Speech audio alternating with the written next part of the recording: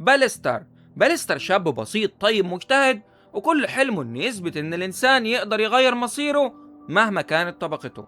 لكن طبعا المجتمع حواليه ما كانش شايفه كده، وبالنسبة لكتير من الناس وجوده وسط الفرسان كان إهانة للتقاليد نفسها.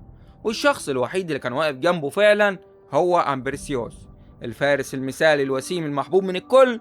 والأهم من ده كله إن سليل البطلة الأسطورية جولريانا.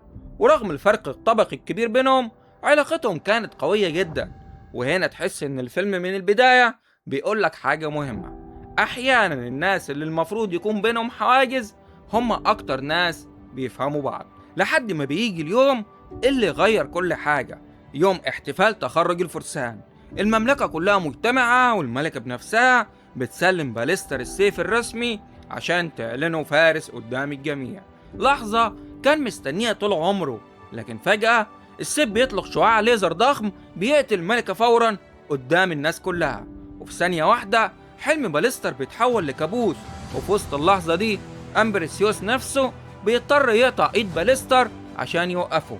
وباليستر كان مرعوب ومش فاهم اي حاجة، هو حتى ما يعرفش السيف اتلغم امتى.